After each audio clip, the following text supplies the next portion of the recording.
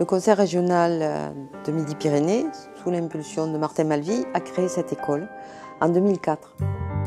C'est un projet européen, les écoles de la deuxième chance, qui avait été porté par Edith Cresson. Je dirais que c'est un lieu pour vraiment que les jeunes qui ont eu des difficultés, qui ont entre guillemets raté la première chance, puissent vraiment se relancer dans leur vie professionnelle. Et pas seulement la vie professionnelle, mais aussi leur vie personnelle. L'histoire de l'école, c'est vraiment une insertion professionnelle, mais c'est aussi un projet de vie. J'ai quitté l'école parce que voilà, ce que je faisais, ça ne me plaisait pas. Je faisais du commerce, ça ne me plaisait pas du tout, donc je cherchais un peu ma voie. C'est vrai que voilà, j'avais pas de soutien, j'avais personne pour m'aider, pour trouver ma voie. Je suis allée justement à l'école, j'ai tenté ma chance, même si je ne savais pas vraiment ce que c'était au début. J'ai arrêté l'école vers 16 ans. J'ai fait un apprentissage en restauration. Je suis allé là-bas un peu par défaut parce que je ne savais pas trop ce que je voulais faire. Donc j'ai arrêté parce que ça ne me plaisait pas du tout, tout simplement. Après, j'avais fait une formation dans le commerce et une formation de vendeur qui s'était très bien passée. J'ai fait de l'intérim un peu, pendant un an, après j'ai fait de l'intérim. Je sortais de l'Algérie, j'ai fait des études en comptabilité et de gestion. J'ai cherché beaucoup de stages dans l'aéronautique et c'est difficile. C'est trop compliqué de se concentrer dans la voie professionnelle, dans le but à atteindre professionnel, si on est préoccupé par des problématiques de vie liées à des difficultés sociales, économiques, juridiques, administratives et parfois alimentaires. Le projet pédagogique de l'école, c'est d'accompagner les élèves sur 3 champs. Le premier, c'est la question du métier. Les aider à définir un choix de métier, choisir eux-mêmes un métier. On va partir de ce qu'ils ont envie de faire et on va aller vérifier si c'est réalisable et comment c'est réalisable. Ensuite, on travaille également sur le champ de la remédiation sur les apprentissages généraux, le volet école, le volet savoir de base. Puis dernier point, on travaille sur le projet de vie, en tout cas sur comment permettre à nos jeunes d'être autonomes et comment les aider à résoudre l'ensemble des difficultés qu'ils rencontrent. L'école de la deuxième chance, c'est en priorité un travail d'équipe. On ne fait rien tout seul dans son coin. Dès qu'on a la moindre interrogation, on se concerte, on discute beaucoup avec les jeunes bien sûr, mais ensemble, l'équipe pédagogique et de direction a besoin de se concerter pour essayer de trouver au mieux des solutions. Toutes les semaines, on se pose les vendredis après-midi et on discute des situations à résoudre. Moi, j'essaye, en tout cas au début du parcours, quand on a nos entretiens, de leur expliquer qu'on va travailler ensemble pendant une certaine durée, qui va être peut-être de 9 mois, voire moins, voire peut-être plus en fonction des parcours, et qu'il y a aussi un minimum de confiance qu'il faut pouvoir se faire. Donc il y a des choses qui peuvent être complètement secrète parce qu'on a aussi sa vie personnelle, mais que tout ce qui peut faire avancer le projet, parce que là on reste vraiment sur le projet, doit être transmis pour qu'on puisse justement trouver des solutions à tout ça. Au début, j'avais peur parce que je ne savais pas ce qui m'attend. En même temps, j'étais trop timide. On m'a demandé si vous avez une idée de ce que vous avez envie de faire. Et vu que je n'ai pas de famille ici, je ne savais pas qui je dois pour m'aider. Donc j'ai dû aller leur dire. Oui, de toute façon, ils vous demandent tout le temps, si vous avez des problèmes, n'hésitez pas à venir me parler pour qu'on puisse vous aider. La première fois quand je suis arrivée à l'école, j'avais des problèmes personnels, donc j'étais pas très bien moralement. C'est vrai que j'ai trouvé un soutien énorme. Quand je suis arrivé ici, j'ai vu que voilà, il y avait une atmosphère détendue, c'était pas crispé, il y avait une bonne ambiance, donc j'étais bien. Je les engage beaucoup à retrouver leurs rêves. Et de ne pas se dire c'est pas possible. La première fois, voilà, il y avait une réunion. C'est à ce moment-là qu'elle m'a dit voilà, quand tu étais petite, qu'est-ce que tu arrivais de faire? Je voulais être hôtesse de l'air. Elle m'a dit mais non, mais on peut y arriver. Elle m'a vraiment motivée, elle m'a donné confiance en moi. Mais bon, je pensais que ce rêve-là allait jamais se réaliser. Le jour où elle a enfin dit que son rêve c'était d'être hôtesse de l'air et qu'elle voulait apprendre l'anglais et que pour être hôtesse de l'air, il fallait avoir le bac. Comme par hasard, elle a trouvé son stage à la région qui a débouché sur un apprentissage. Une semaine après, elle rencontre au sein de l'école l'ambassadeur des États-Unis. Le projet pédagogique, il a été élaboré au moment de la création de l'école. Il s'appuie sur un certain nombre de concepts. On va apporter aux jeunes des outils qui vont lui permettre de définir quelles sont ses valeurs, quelles sont ses contraintes, quelles sont ses envies, quelles sont ses compétences actuelles, quelles sont ses aptitudes, des informations sur des métiers qu'il ne connaît pas, sur le marché de l'emploi, sur le bassin d'emploi toulousain, etc. Et avec tous ces éléments, il va pouvoir, lui, avancer dans la définition de son projet. À la fin de la formation, l'élève ne ressort pas avec un diplôme, il ressort avec un passeport de compétences. Dans ce passeport sont notés tous les acquis qui ont été évalués pendant la remise à niveau, français, maths, logique, etc. Et toutes les compétences aussi sociales qu'on a pu observer ou qu'ils ont pu acquérir en entreprise.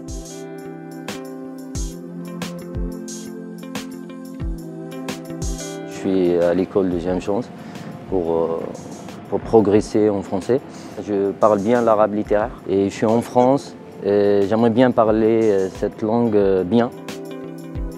Pour le moment, maintenant, je fais mise à niveau en français, maths, anglais, parce que dans le secteur aéronautique, ils demandent plus de l'anglais et tout. Et on prépare le test, parce qu'avant de rentrer à une formation qualifiante, on passe des tests techniques et tout. Ici, comme je dis, on alterne entre les stages et la remise à niveau. Même par rapport aux matières, moi, je révise que les matières qui m'aideront dans le métier de monteur réseau. L'intérêt pour les remises à niveau augmente au fur et à mesure que le projet se dessine et que le jeune a vraiment conscience que voilà, tiens, en mars, je dois passer un test pour entrer dans la formation, je devrais savoir ça, ça et ça. Et là, tout d'un coup, on sent un regain de motivation pour les ateliers de remise à niveau.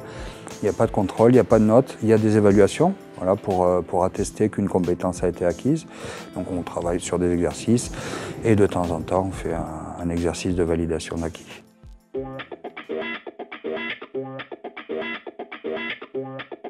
Je voulais devenir agent hospitalier parce que comme je connaissais déjà le milieu, je me suis dit bon, j'aurais plus de chances d'avoir plutôt du travail dans ce métier comme si je connaissais déjà et puis voilà, et je ne me suis pas trompée.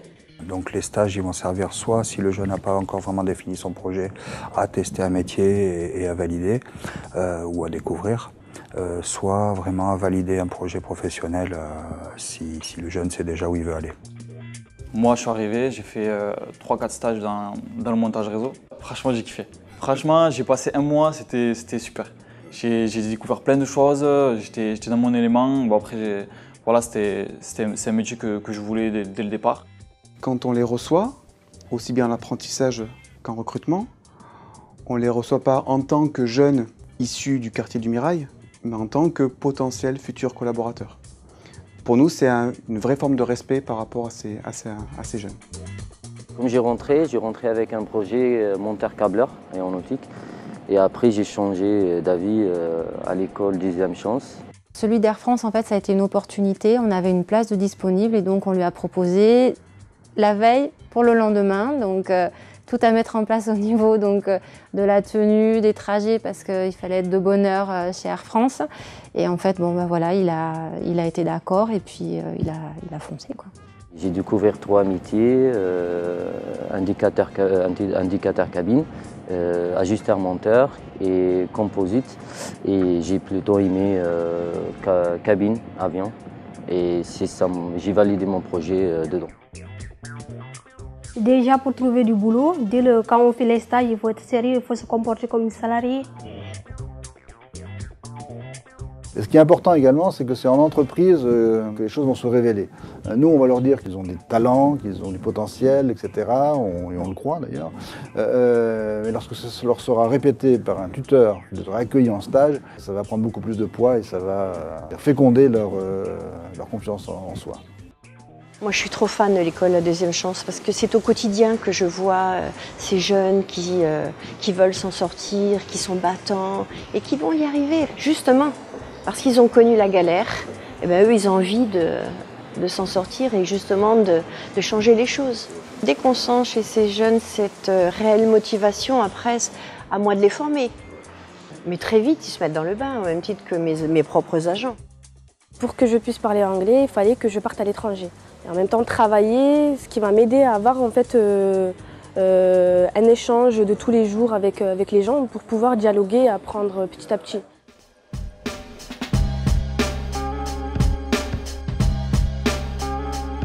Alors mon travail au quotidien, si je reprends le volet entreprise, ça consiste à négocier des partenariats avec des entreprises, trouver des entreprises partenaires qui vont être capables d'accompagner l'activité pédagogique de l'école, à la fois sur la découverte des métiers, sur l'accueil en stage, sur la pédagogie de l'école, puisqu'on a des entreprises qui viennent à l'école parler de pédagogie, en tout cas qui viennent aborder des thèmes qui vont intéresser les jeunes et que nous on n'aborde pas dans les cours de français, de maths, etc. Et c'est aussi donc de nouer des partenariats pour après trouver des places, des contrats à signer avec nos jeunes. On part en prospection toutes les semaines, physiquement dans les rues, on va frapper aux portes, on va présenter l'école. On fait aussi de la prospection téléphonique, au moins 2 matinées chacun par semaine. Et puis il y a beaucoup de contacts entreprises qui nous viennent directement de nos jeunes. On a beaucoup d'entreprises en plus qui sont récurrentes, donc qui accueillent régulièrement des jeunes et qui leur apprennent aussi une partie de leur futur métier.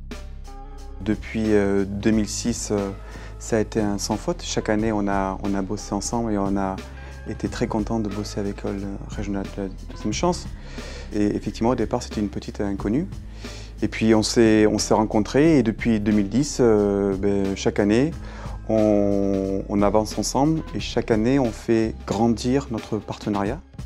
On a accueilli 33 jeunes, dont 3 depuis la rentrée de septembre 2013. Chaque année, c'est près de 600 stages pratiques réalisés par nos élèves. À ce jour, c'est à peu près 1800 entreprises avec lesquelles on a travaillé au moins une fois.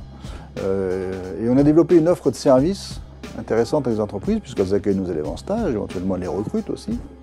C'est important. Mais on a souhaité également faire rentrer les entreprises dans l'école et dans la pédagogie de l'école. Tous les jeudis, au sein de l'école, nous accueillons des responsables ressources humaines qui viennent faire passer des simulations d'entretien de recrutement à nos élèves. Ça les met en confiance, ça permet de faire des répétitions avant d'aller postuler un emploi ou une entrée en formation. Et puis enfin, nous avons une douzaine d'entreprises qui interviennent plus ou moins régulièrement, certaines mensuellement, d'autres à fréquence trimestrielle, sur des interventions pédagogiques. Ce sont des moments que j'apprécie énormément, qui sont très riches parce que c'est des vrais débats. Passer un entretien de recrutement, c'est jamais facile, il y a toujours beaucoup d'enjeux autour. Et j'essaie de leur donner des techniques, des trucs et astuces pour qu'ils réussissent mieux leur entretien.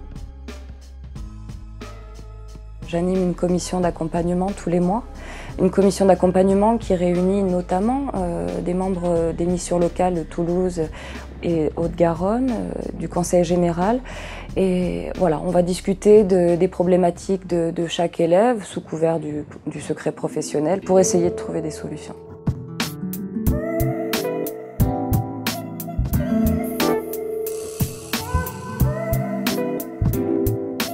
Vous savez, dans cet événement, la dictée d'Ella, vous avez vu nos jeunes être capables de donner une image de jeunes responsables, courageux, enthousiastes pour défendre une cause humanitaire.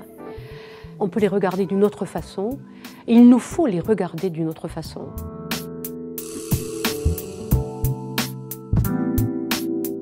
On apprend aussi à s'investir énormément dans ce qu'on fait avec eux.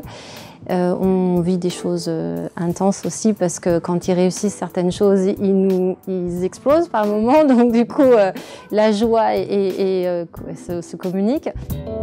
L'école repose sur des valeurs fortes qui sont la bienveillance. En même temps, il faut les respecter.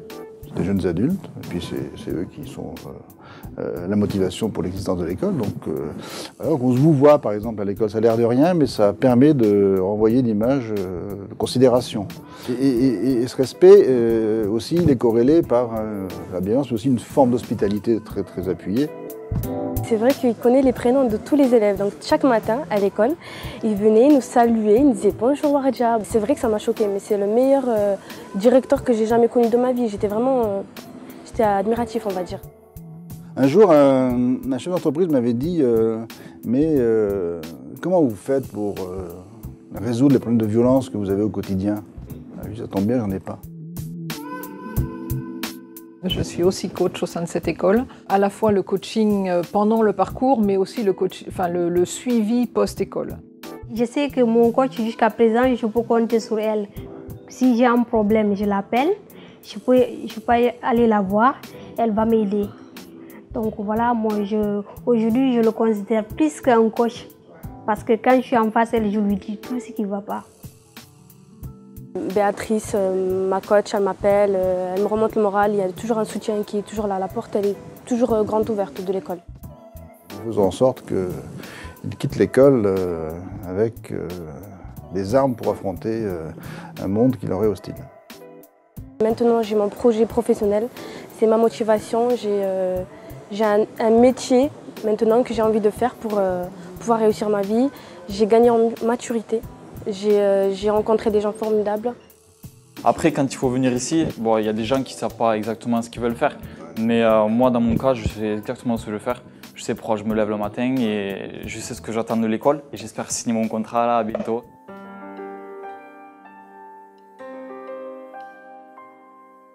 En créant cette école, c'est aussi la volonté de créer un espace de liberté. Le jeune est au centre, le jeune décide. Nous, on est là pour lui permettre d'avoir des outils de décision.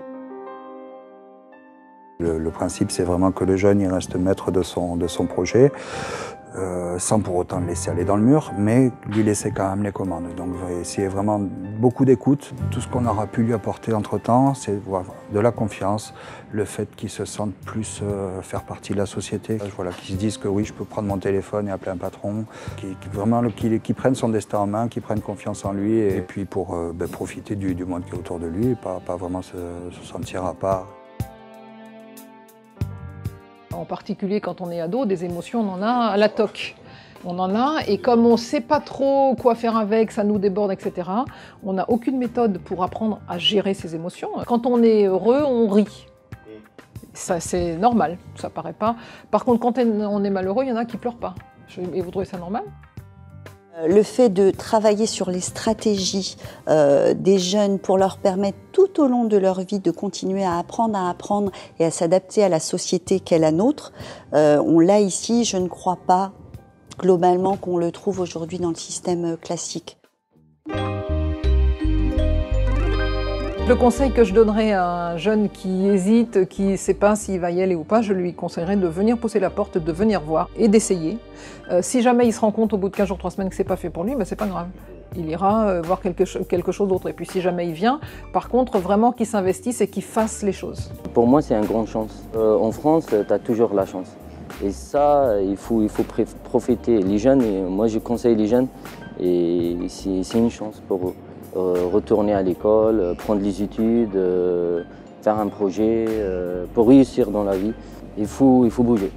Il faut bouger, il ne faut pas plaindre, il ne faut pas râler tout le temps, il ne faut pas dire ouais c'est l'État, et ouais c'est le racisme, ouais c'est ça, parce que ça tu vas perdre plus de temps. Si la personne est motivée, il a envie de faire, normalement on réussit. Hein. Aujourd'hui, je peux regarder mon patron de face à face, j'ose lui dire ce que je pense. Au début, je ne pouvais pas faire ça, je baisais toujours les yeux. Mais depuis que je sortais dans cette école, je dis toujours ce que je pense, que ça plaise ou ça ne plaît pas, je le dis. Disons que j'ai pris confiance en moi. J'ai encouragé toutes les filles tous les gens qui sont motivés, qui n'ont pas de diplôme, qu'il ne faut pas avoir peur. Pour y aller, en sortant là-bas, on peut trouver du boulot. Parce qu'il y a des gens, ils sont venus dans ce pays, la France, et ils ont venu les années 60, les années 70, et ils sont venus, c'est des ouvriers, et ils ont travaillé dans le bâtiment, ils travaillé plein de choses. Il y a des autres personnes aussi, ils ont fait la guerre et tout, ils ont toujours donné une bonne image pour moi. Et maintenant, moi, j'aimerais bien aussi continuer sur ça, donner une bonne image. C'est parce que les élèves nous font confiance qu'ils vont ensuite prendre confiance en eux et dans leur capacité de réussite. Il n'y a pas des problèmes, il n'y a que des solutions. Et c'est le message aussi que j'essaye de passer aux jeunes en leur disant mais il y a toujours des solutions à tout. Tu rencontres des gens, tu vois, tu es avec des personnes un peu plus âgées qui ont vécu des choses dans leur vie. Ils peuvent se permettre de te dire ce qu'il faut faire et pas faire. C'est un bon tremplin. Ouais. Je leur conseille d'y aller, d'être motivés, d'y croire, parce que l'école, la deuxième chance, il n'y en a pas deux. C'est vraiment une chance pour les jeunes comme moi qui n'ont pas trouvé leur voie, vraiment. Sans cette envie, cette niaque, on ne peut rien faire. Mais dès lors où c'est là, tout le reste devient secondaire. On trouvera les moyens de les accompagner et de les faire réussir.